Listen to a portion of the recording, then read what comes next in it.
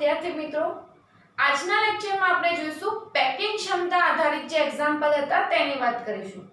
છેલ્લા લેક્ચરમાં આપણે પેકિંગ ક્ષમતાના જે થિયરીઓ જોઈ, એની અંદર આપણે અલગ અલગ ઘન માટેના જે સંબંધો જોયા હતા, એમાંથી ખાસ મહત્વના જેટલા સૂત્રો છે તે આપણે અહીંયા લખ્યા છે. દાખલા તરીકે ફલક કેન્દ્રિત ઘન હશે, જે એફસીસી ઘન કહેતા હતા. તેઓ ત્રિજ્યા અને એ વચ્ચે, મતલબ કે ધારીની લંબાઈ કહીએ, એકમ કોષની લંબાઈ કહીએ, તેના વચ્ચેનો સંબંધ હતો r બરાબર a/2√2. જે આપણે એફસીસી ની જે એચસીપી એસીસીપી પેકિંગ ક્ષમતાની થિયરી હતી તેની અંદર વાત કરી. એટલે ફલક કેન્દ્રિત ઘન માટે r નું સૂત્ર હોય, બીજું આપણને એચસીપી માટે કીધું હોય કે સીસીપી માટે કીધું હોય, આ ત્રણેય માટે સૂત્ર તમારે એક જ લાગુ પાડવાનું રહેશે. પછી વાત આવશે અંતઃ કેન્દ્રિત ઘન. અંતઃ કેન્દ્રિત ઘન એટલે આપણે જેને કહેતા હતા બોડી સેન્ટર ક્યુબ, બીસીસી કહેતા હતા. એની અંદર ત્રિજ્યા અને ધારીની લંબાઈ કે એકમ કોષની લંબાઈ બંને વચ્ચેનો સંબંધ હતો r બરાબર √3/4 a. અંતસ્થ વિકર્ણની લંબાઈ, જે મધ્યમાં અંતસ્થ વિકર્ણ દોરતા હતા, એના માટેનું સૂત્ર હતું c બરાબર √3a, c બરાબર 4r. એટલે બંને સૂત્રો એની અંદર હતા. સાદા ઘન માટે a અને ત્રિજ્યા વચ્ચે, મતલબ ધારીની લંબાઈ અને ત્રિજ્યા વચ્ચેનું સૂત્ર જોયું તો a બરાબર 2r. એટલે આપણે કાલે બી વાત કરેલી છેલ્લા લેક્ચરમાં કે જે અહીંયાથી જે વચ્ચેથી જે સૂત્રો આપેલા છે એના આધારિત એક્ઝામ્પલ તમને પૂછાતા હશે. કઈ રીતે એક્ઝામ્પલ પૂછાય છે તેની અત્યારે આપણે હવે વાત કરીશું. देखिए પહેલો દાખલો એની અંદર કોપર ધાતુ એફસીસી રચનામાં સ્ફટિકીકરણ પામે છે. મતલબ કે જે ફલક કેન્દ્રિત ઘન હતું એની અંદર કોપર ધાતુઓથી સ્ફટિકીકરણ પામે છે. આગળ કીધું જો તેના એકમ કોષની ધારીની લંબાઈ, એકમ કોષની ધારીની લંબાઈ મતલબ કે a બરાબર આપી દીધું છે 361 પિકોમીટર, તો કોપરની પરમાણુની ત્રિજ્યા કેટલી હશે તે શોધવાનું કીધેલ છે. એટલે કે a ની કિંમત આપી દીધી છે અને r ની વેલ્યુ શોધવાની કીધેલ છે. તો ફલક કેન્દ્રિત ઘનમાં એફસીસી રચનામાં સ્ફટિકીકરણ પામે છે તે આપણને ખબર છે. તો એના ઉપરથી આપણે ફલક કેન્દ્રિત ઘન માટે સૂત્ર મૂકીશું r બરાબર a/2√2. કારણ કે ફલક કેન્દ્રિત ઘન આપેલું, તો ફલક કેન્દ્રિત ઘન માટે r અને a વચ્ચેનો સંબંધ દર્શાવતું સૂત્ર r બરાબર a/2√2. હવે અહીંયા ત્રિજ્યા પૂછેલી છે, એની કિંમત આપી દીધી છે 361 પિકોમીટર, 2 × √2. આટલાનું સાદુરૂપ આપશો એટલે આપણને મળશે કોપર પરમાણુની ત્રિજ્યા. અને કોપર પરમાણુની પરમાણુ ત્રિજ્યા 2 અને વર્ગમૂળમાં 2 ની કિંમત લેતા હતા 1.42, 2 × 1.42 કરશો અને 361 વડે નો ભાગાકાર, જવાબ આવતો તો 127.6 પિકોમીટર. એપ્રોક્સિમેટલી r બરાબર આ વેલ્યુને લખેલી હશે 128 પિકોમીટર તરીકે પણ લખેલી હોય. બંને રીતે તમને એક્ઝામ્પલમાં પૂછે તો એમસીક્યુમાં હોય તો એના અનુરૂપ જે વિકલ્પ આપેલો હોય તે એની અંદર પસંદ કરવાનું રહેશે. દાખલા બિલકુલ સહેલા છે, પણ જે ઘનના રિલેટેડ આપેલું હોય એ ઘનનું ત્રિજ્યા અને એ વચ્ચેનો સંબંધ દર્શાવતું સૂત્ર, મતલબ કે તમને આટલી વાત એની અંદર ખાસ યાદ રહેવી જોઈએ. તો તમે આ દાખલા સરળતાથી 1 માર્ક્સના એમસીક્યુમાં ખાસ આ ટાઈપના પ્રશ્નો પૂછે, નીટની કે એની એક્ઝામની અંદર આ ટાઈપના એમસીક્યુ બનાવેલા હોય તો એવા વખતે તમે આની મદદથી દાખલા ગણી શકશો. ચલો જોઈએ બીજો દાખલો. લિથિયમ ધાતુનું સ્ફટિકીકરણ અંતઃકેન્દ્રિત ક્યુબિક રચના ધરાવે છે. અંતઃકેન્દ્રિત ક્યુબિક રચના મતલબ કે બીસીસી રચના ધરાવે છે.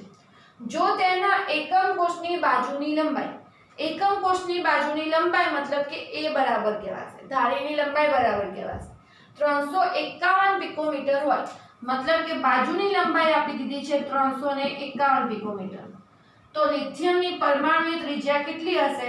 એટલે કે r બરાબર આપણને પૂછેલું છે. પણ અહીંયા ખાસ ધ્યાનમાં લેવા જેવું અંતઃકેન્દ્રિત ક્યુબિક રચના આ રીતનું આપેલું છે. અને અંતઃકેન્દ્રિત ક્યુબિક રચના એના માટે કહીએ, બીસીસી ઘન માટે કહીએ તો આ બીસીસી માટે પણ લાગુ પડી શકાય, ઉપરવાળું એફસીસી, એચસીપી, સીસીપી કોઈ પણ માટે લાગુ પડશે. તો અંતઃકેન્દ્રિત ઘન માટે r અને a વચ્ચેનો સંબંધ દર્શાવતું સૂત્ર r બરાબર √3/4 a. હવે ધારીની લંબાઈ આપી હતી 351 પિકોમીટર, એટલે √3/4 a ની કિંમત મૂકશો 351 પિકોમીટર અને આટલાનું સાદુરૂપ આપશો √3 ઇન્ટુ 351, √3 ની કિંમત 1.73 મૂકશો તો તમે સીધું કેલ્સીમાં ગણતરી કરશો, ભાગ્યા 4 કરશો તો જવાબ આવતો તો 158.4 પિકોમીટર. સાદું રૂપ આપી અને દરેક દાખલાનું જવાબ તમારે ચેક કરી લેવાનું. સોરી, જવાબ આવશે 151.8 પિકોમીટર. આટલાનું સાદું રૂપ આપતા જવાબ આવશે 151.8 પિકોમીટર. તો બંને દાખલા અને ખાસા મહત્વના સૂત્રો એ હાલ ચોપડામાં નોંધી લેવા.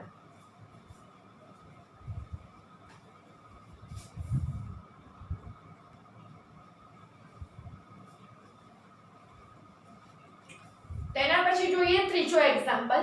ત્રીજા એક્ઝામ્પલની અંદર આપેલું છે ઘનની ધારીની લંબાઈ 400 પિકોમીટર છે.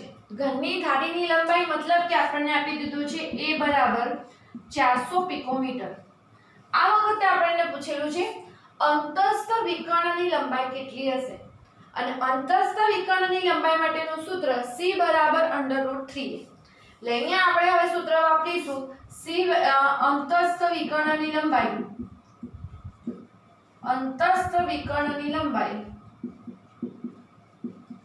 c બરાબર √3 ઇન્ટુ a બરાબર કિંમત મૂકીશું 400 પિકોમીટર, અને આનું સાદું રૂપ આપીશું તો √3 ઇન્ટુ 400 કરશો તમે 400, તો √3 ઇન્ટુ 400 કરશો તો 692 પોઈન્ટ તમને આન્સર મળશે. એની અંદર 692.8 પિકોમીટર, અને આ 692.8 પિકોમીટર એટલે કે તમે 693 પિકોમીટર.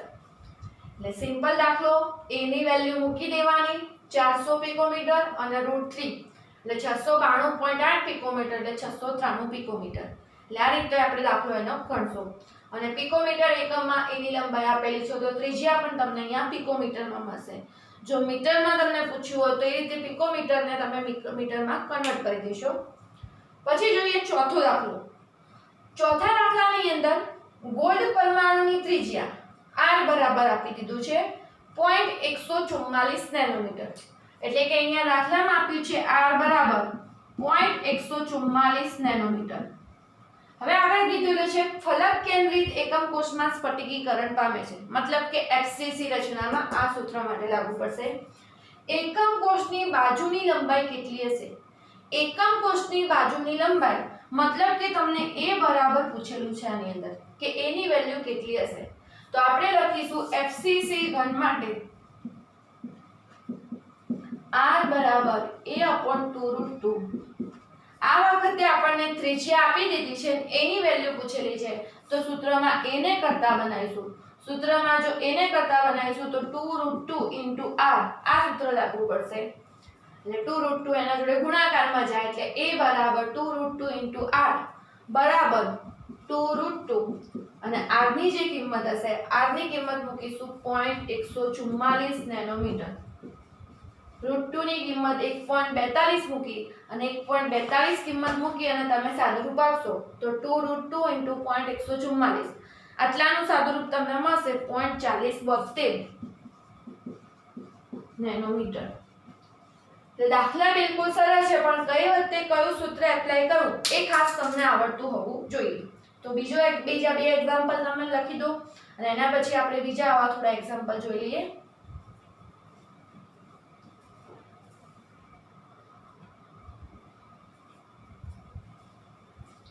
તેના પછી જોઈએ પાંચમો એક્ઝામ્પલ. સામાન્ય તાપમાને સોડિયમ ધાતુ અંતઃકેન્દ્રિત ઘનમાં સ્ફટિકીકરણ પામે છે. અંતઃકેન્દ્રિત ઘન મતલબ કે BCC માં સ્ફટિકીકરણ પામે છે. કોષની ધારની લંબાઈ a બરાબર આપી દીધું છે 4.29 એંગસ્ટ્રોમ. એટલે a ની કિંમત આપી છે આ વખતે 4.29 એંગસ્ટ્રોમ. સોડિયમ પરમાણુની ત્રિજ્યા કેટલી હશે? સોડિયમ પરમાણુની ત્રિજ્યા મતલબ કે r બરાબર આપણને પૂછેલ છે. હવે અહીંયા આપણને આપેલ છે અંતઃકેન્દ્રિત ઘનમાં સ્ફટિકીકરણ પામે. અંતઃકેન્દ્રિત ઘન મતલબ કે BCC ઘનમાં સ્ફટિકીકરણ પામે છે. તો અંતઃકેન્દ્રિત ઘન માટેનું BCC માટે તમે સૂત્ર વાપરશો તો BCC ઘન માટે r બરાબર સૂત્ર મૂકીશું √3/4 * a. √3/4 a ની કિંમત આપી છે 4.29 એંગસ્ટ્રોમ, અને આનું સાદું રૂપ આપશો તો તમને ત્રિજ્યા બરાબર r ની કિંમત મળશે. તો તો સાદુરૂપ આપી દાખલો જાતે ગણી લો.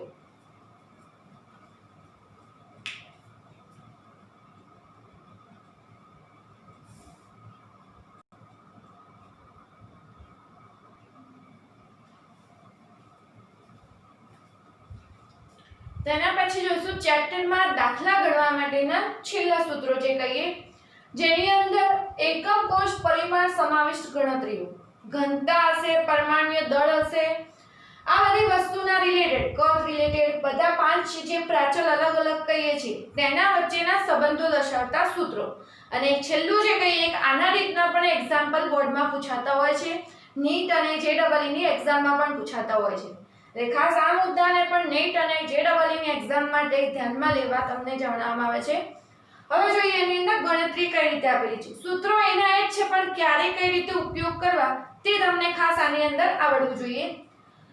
આપણે જો લઈએ એકમ કોષ માટે, એકમ કોષની ધારની લંબાઈ બરાબર a લેતા હતા.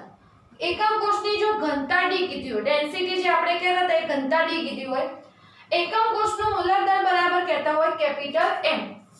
લાઠી વસ્તુના આપણે જે સૂત્રો કહીએ કે આ રીતની આપણે લઈએ છીએ એની અંદર એકમ કોષની ધારની લંબાઈ બરાબર એ લીધું હોય, એકમ કોષની ઘનતા સ્મોલ d હોય અને એકમ કોષનું જે મૂલર દળ લેતા હતા એ જો કેપિટલ M લીધેલું હોય તો આપણે જાણતા હતા કે એકમ કોષના કદનું સૂત્ર તો હતું a ક્યુબ. લંબાઈ ગુણ્યા પહોળાઈ ગુણ્યા ઊંચાઈ કરતા એટલે a ક્યુબ થતું હતું. બધી બાજુના માપ સરખા કહેતા હતા એના ઉપરથી. હવે એકમ કોષનું દળ કેવું હોય, એકમ કોષનું આખા જે એક એકમ કોષનું દળ કેવું હોય તો એકમ કોષમાં રહેલા પરમાણુની સંખ્યા અને દરેક પરમાણુનું દળ. એકમ કોષમાંના પરમાણુની સંખ્યા એટલે બરાબર લખાશે z. એકમ કોષમાંના પરમાણુની સંખ્યા એટલે દાખલા તરીકે સાદો ઘન હોય તો એમાં z બરાબર 1 મૂકીશું. BCC ઘન હોય તો BCC ઘનમાં આપણે 2 લેતા હતા પરમાણુ. FCC હોય, CCP હોય કે HCP ઘન હોય તો એવા એકમ કોષમાં પરમાણુની સંખ્યા z બરાબર કેટલી કહેવાતી હતી? 4 કહેવાતી હતી.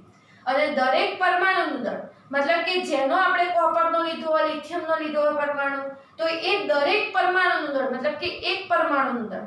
એટલે પહેલું તો એકમ કોષનું દળ જોઈતું હોય તો એકમ કોષનું દળ બરાબર એકમ કોષમાંના પરમાણુની સંખ્યા ગુણ્યા દરેક પરમાણુનું દળ મતલબ કે એક પરમાણુનું દળ.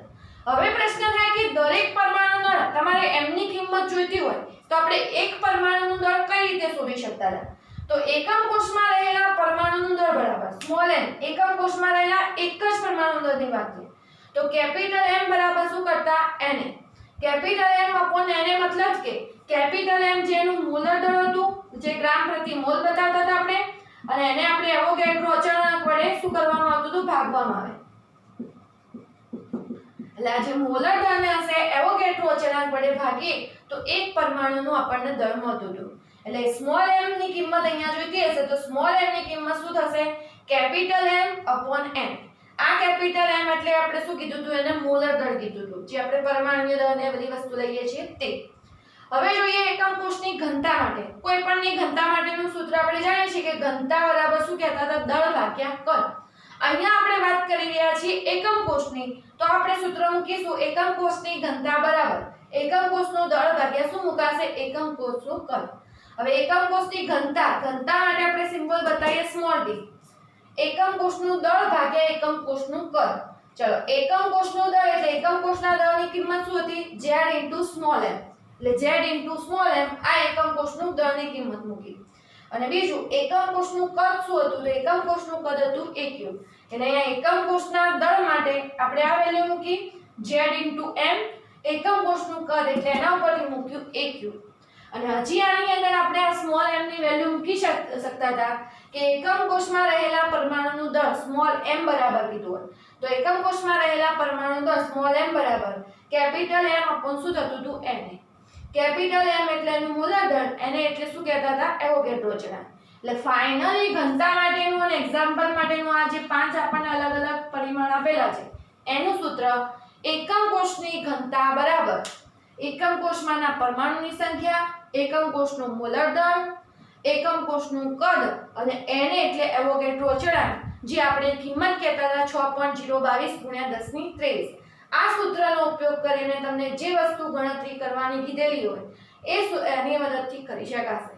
તો આ ચેપ્ટરનો દાખલા માટેનું આ છેલ્લું સૂત્ર જેનો ઉપયોગ અને એમાં કયા કયા પદ રહેલા છે આ બધી જ વાત આપણે જૂની જાણીતી વાત હતી, પણ આનો ઉપયોગ કરી અને આપણે ઘનતા વચ્ચેનો સંબંધ દર્શાવતું સૂત્ર અહીંયા લાવ્યા.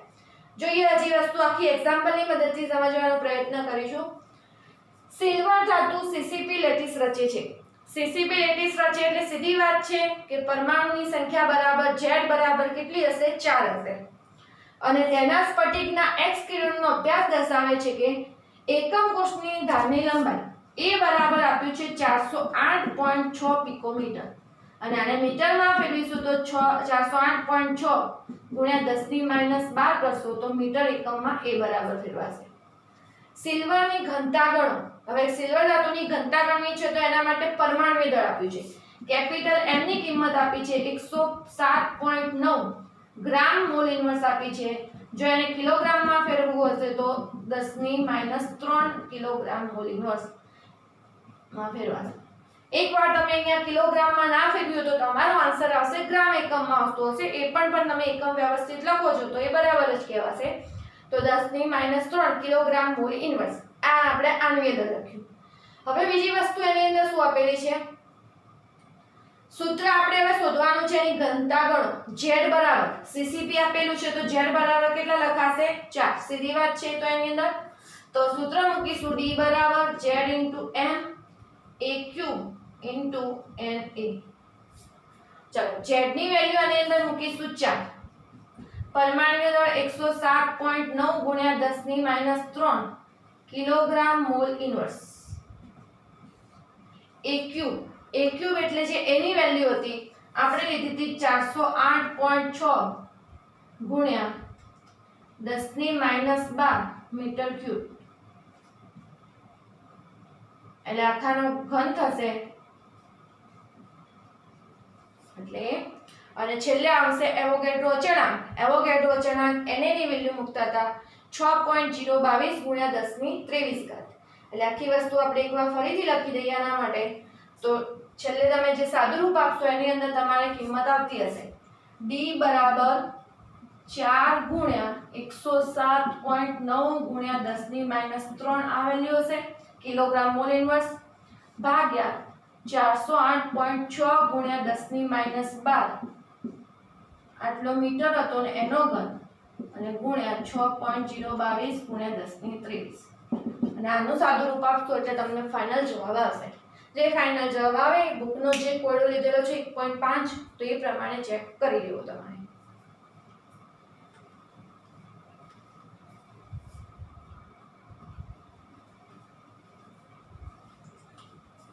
તેના પછી જોઈશું કોયડો 1.4. એક્સ કિરણ વિવર્તન દર્શાવે છે કે કોપર FCC એકમ કોષમાં સ્ફટિકીકરણ પામે છે. FCC એકમ કોષમાં સ્ફટિકીકરણ પામતું હોય તો એની અંદર પરમાણુની સંખ્યા બરાબર કેટલી હશે? 4. અને એકમ કોષની ધાર મતલબ કે A ની કિંમત 3.608 ગુણ્યા 10⁻8 સેન્ટીમીટર આપેલ છે. બીજા એક પ્રયોગમાં જણાય કે કોપરની ઘનતા જે હતી D બરાબર છે વેલ્યુ હતી 8.92 ગ્રામ પર સેન્ટીમીટર ક્યુબ છે. નક્કી કરવામાં આવ્યું કોપરનું પરમાણુય દળ ગણો. કોપરનું પરમાણુય દળ ગણવાનું કીધું મતલબ કે કેપિટલ M તમને ગણવાનું કીધેલ છે. એટલે કે એનું જે મોલર દળ હતું કેપિટલ M તેની ગણતરી કરવાની કીધેલ છે. સૂત્ર આપણા જોડે છે. આ સૂત્ર એપ્લાય કરવાનું આવશે D બરાબર Z * capital M AQ * Na Avogadro અચળાંક હતો તે. સૂત્રની અંદર m ને કરતા બનાવીશું. સૂત્રનો m ને કરતા બનાવશું તો D * AQ * Na અપોન આવશે Z. D એટલે ઘનતાની વેલ્યુ હતી, ઘનતા આપી હતી 8.92 ગ્રામ પર સેન્ટીમીટર ક્યુબ. AQ મતલબ કે જે ધારની લંબાઈ હતી, ધારની લંબાઈ હતી 3.68